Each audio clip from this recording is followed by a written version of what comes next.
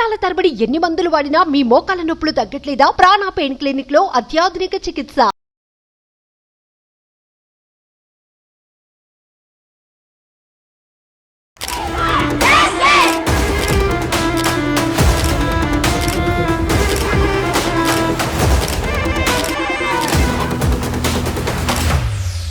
నమస్తే, welcome to Suman TV. నేను మీ Suman TV Usha. నేను మీ సుమన్ టీవీ సిరి. కృష్ణా జిల్లా గుడివాడ గుడ్లవల్లేరు అనే ఏరియాకి సంబంధించి ఒక ఇంజనీరింగ్ కళాశాలలో జరిగిన సంఘటన గురించి మనం మాట్లాడుతూ ఉన్నాము. ఏదైతే కోల్కతా ఇన్సిడెంట్ ఉందో అక్కడ జరిగిన ఒక ఇన్సిడెంట్కి సంబంధించి ఇప్పటికే మనం మర్చిపోలేని దౌర్భాగ్య పరిస్థితి అని చెప్పొచ్చు. మన తెలుగు రాష్ట్రాలలో కనుక చూస్తే ఇలాంటిది జరిగింది అనడానికి కావచ్చు, అసలు చూడడానికి కావచ్చు, పేరెంట్స్గా యాజ్ ఏ ఆడపిల్లలుగా మాకు కూడా వణుకు పుట్టిస్తుందని చెప్పాల్సిన అవసరం ఉంది. అండ్ ఆ ఇన్సిడెంట్ కంప్లీట్ కాకముందే ఉషా గారు, ఈ ఇన్సిడెంట్ మనం చూసేసరికి మనకి, అలాగే మనతో పాటు ఎవరైతే వీడియోస్ చూస్తున్నారో వాళ్ళందరికీ, ప్రతి ఒక్క ఆడపిల్లకు కూడా బయటికి రావాలి, నేను చదువుకోవాలి, నేను ఉద్యోగం చేయాలి అన్న ఆలోచన అక్కడే ఆగిపోతుందేమో, చంపేస్తున్నామేమో అని చాలా క్లియర్ గా అర్థమవుతుంది. అండ్ మనం చూసుకున్నట్లయితే ఈ ఇంజనీరింగ్ కాలేజ్లో ఎస్పెషల్గా 2 years నుంచి ఈ హిడెన్ కెమెరాస్ బాత్రూంలో పెట్టారు అని, అండ్ అది కూడా ఒక ప్రేమ జంటే దీనికి మొత్తం నిర్వహిస్తున్నారని, ఒక అమ్మాయి సీసీ ఫుటేజ్ పెట్టడం జరిగింది అని మనమైతే వింటూ ఉన్నాం. ఎగ్జాక్ట్లీ. అసలు 2 years 2 days అన్న విషయం కనుక పక్కన పెడితే అసలు ఆడపిల్లల బాత్రూమ్లలో కెమెరాలు పెట్టడం ఏంటి, అది కూడా హిడెన్ కెమెరాస్ పెట్టాల్సిన ఆ దుస్థితి ఎందుకు వచ్చింది, దీనికి సపోర్ట్ చేసింది ఎవరు, అసలు కాలేజ్ యాజమాన్యం ఏం చేస్తుంది, వార్డెన్స్ అనే వాళ్ళు ఉంటూ ఉంటారు, వాష్రూమ్ క్లీన్ చేయడానికి కావచ్చు, లేదు అంటే ఏ ప్రాసెస్లోనైనా చెకింగ్కి వస్తూ ఉంటుంటారు.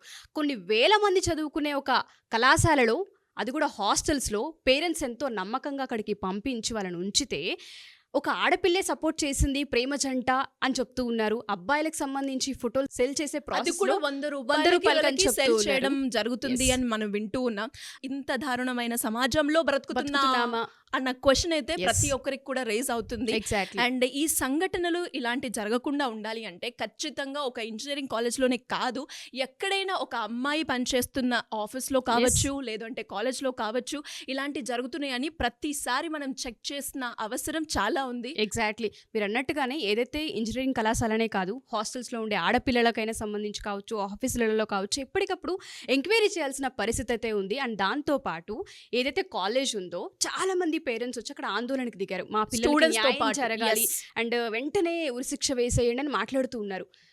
కనీసం అక్కడ మీడియా వెళ్ళి ప్రయత్నిస్తున్నారు, అసలు ఏం జరిగిందని తెలుసుకునే ప్రయత్నిస్తుంటే కాలేజ్ యాజమాన్యం మీడియాని అసలు లోపలికి ఎంటర్ చేయట్లేదు.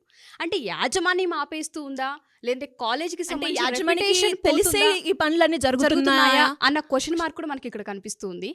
సో ఏ విధంగా చూడాలి, అసలు దీని వెనక ఎవరున్నారు, వాళ్ళ ఇంట్లో అక్క చెల్లెలు లేరా, అసలు మగపిల్లలకి ఆలోచన ఎందుకు పుట్టింది, ఆ చదువుకునే వయసులో సబ్జెక్ట్ పైననో లేదు అంటే ఫ్యామిలీకి సంబంధించో గోల్స్కి సంబంధించో ఉండాల్సిన యావ ఒక ఆడపిల్లలు పర్సనల్ ఏదైతే వాళ్ళ కాలకృత్యాలకి సంబంధించి మనం యూస్ చేస్తూ ఉంటామో చాలా అక్కడ అసలు హిడెన్ కెమెరాస్ పెట్టాల్సినంత అవసరం ఎందుకు వచ్చిందనేది తెలియాలి. పోలీసుల ఎంక్వైరీ అయితే, ఇన్వెస్టిగేషన్ అయితే కొనసాగుతూ ఉంది అని చెప్తూ ఉన్నారు. ఎవరికైతే అనుమానాలు ఉన్నాయో ఆ పిల్లలకి సంబంధించిన ఎంక్వైరీ కూడా అక్కడ ఉంది అని చెప్తూ ఉన్నారు.